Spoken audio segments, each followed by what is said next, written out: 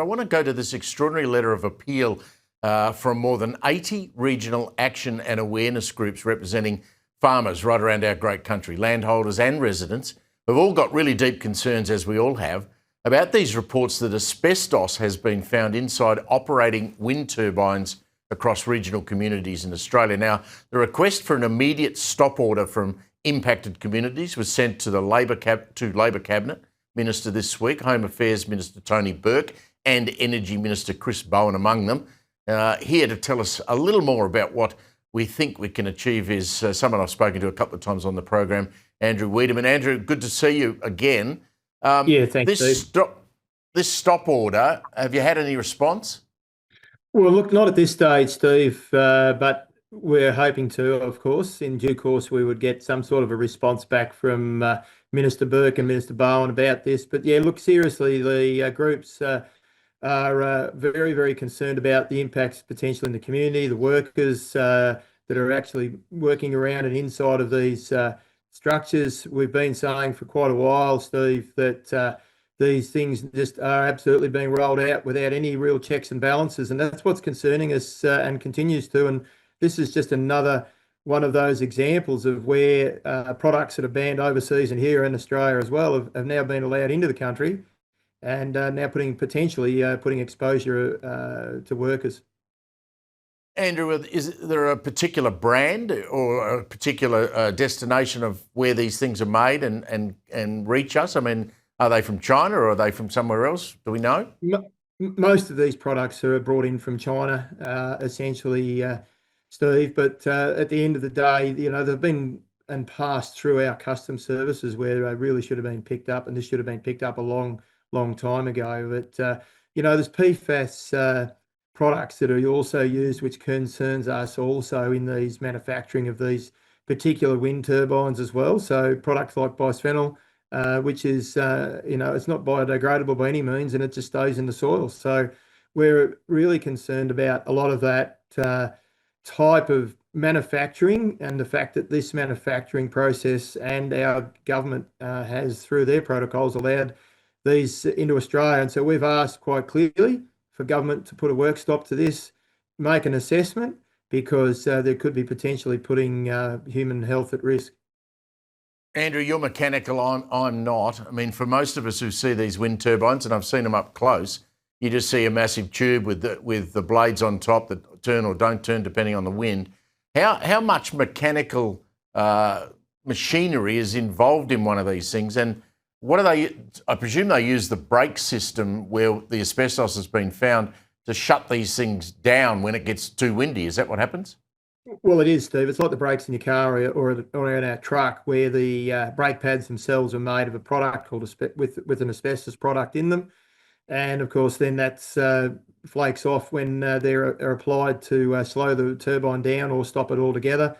We also understand, Steve, that there's a lift inside of a lot of these particular turbines as well, where the cages have wheel bearings in them as well with brakes, and that's also has the potential for it to flake off and obviously become exposed to the workers. But look, at the end of the day, Steve, it's a pretty clear ask for these things to be checked, proper planning, and the process is broken down, and poor government policy is clearly leading this, because there's just been this massive push into pushing it into open farmland, prime agricultural land right up and down the east coast and now in WA as well, without anybody really taking a good hard look at this. And some of these big investors must be starting to get very nervous, because they're investing into these things, and the only way we've been told, of course, as you are well aware and spoken about on this program before, the only true cost of energy is that these things are subsidised to the back end. And I think a lot of people are now starting to investigate just how much. And here in Victoria, I was just talking to a chap today, and he said there was nearly 45% of the returns on one of the wind farms has come from subsidy. We're about to head into, if we're not already there, into the fire season. There's already been some bushfires around the place. When you have moving parts, you've got the potential for sparking. How much does that worry you when you might have these things ploughed straight through the middle of, a farm where, there's bush, there's grass, and then there's crops? How much of a worry is that? Well, it's massive, and that's actually our biggest concern with all this transmission line process that's been going on, Steve, which we spoke about as well. That's why we're stopping at the gate these people trying to enter the properties, because we know all we're doing is increasing our fire risk potential. We already know that 90% of the fires come from parks as well. So the 10% is the area that we're out there, and we're just going to increase that potential exponentially. And all the big fires, you'll be old enough to remember the Black Saturday bushfires back in the early 80s, and that was all started by, as most are, by power lines, and that is a Correct. real concern for us. That we're just going to increase the potential for that. Oh, I go back to Ash Wednesday. I mean, every time we've had a major disaster fire like these, I mean, it's power lines sparking and lines sparking off each other that cause death and destruction. I mean, we just can't have something. I mean, I would have thought the argument should be how we're making things safer, not how we're making things more risky. Well, that's the age that I've sort of grown up in, Steve. That we've been trying to do exactly what you just said, is to move and progressively move forward. And I think at the moment, look, this is only a stopgap.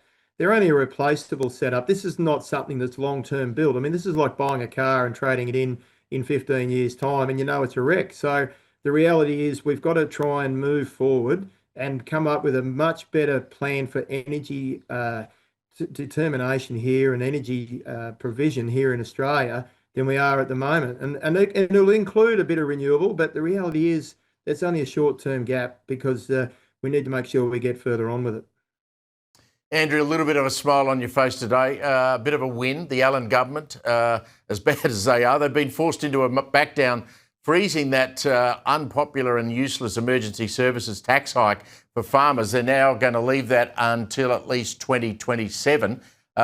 I guess the fact that in November 2026, Andrew, there's going to be an election. I wonder if that's got any coincidence or not. Oh, look, there's no doubt. I mean, the pressure that we've been able to apply through the Across Victoria Alliance, which I chair, that's got 30 groups involved in it.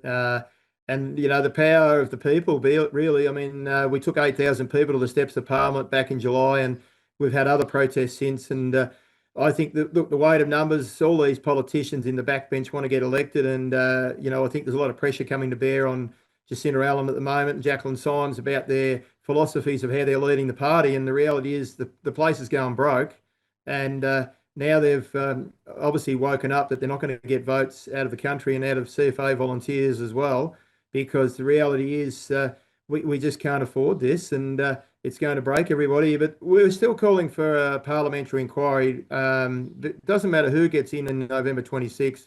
We need to know and understand the money that we're putting in to support our emergency services and volunteers is actually getting to that emergency services and volunteers back end. Because at the moment, we're really concerned about the lack of investment. We talk about the United Firefighters Union, who we've teamed up with in Melbourne, the lack of machinery that they're getting in their space, and it's the same for us as CFA volunteers. And this year they've dug up a whole heap of old trucks because the CMA has run out the DSE. Sorry, I've got that many different changes, but the ones that look after the parks and gardens, all their units, they're actually off the road.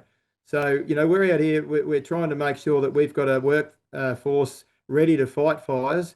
Luckily, here on the farm, we've got 3 of our own units, and we'll be deploying them to local fires. But nobody's going to the parks and gardens this year because the equipment's just going to fail. That's what happens when the state's broke. Andrew, thank you. Keep the pressure up. I know you will. We'll catch up with you again soon.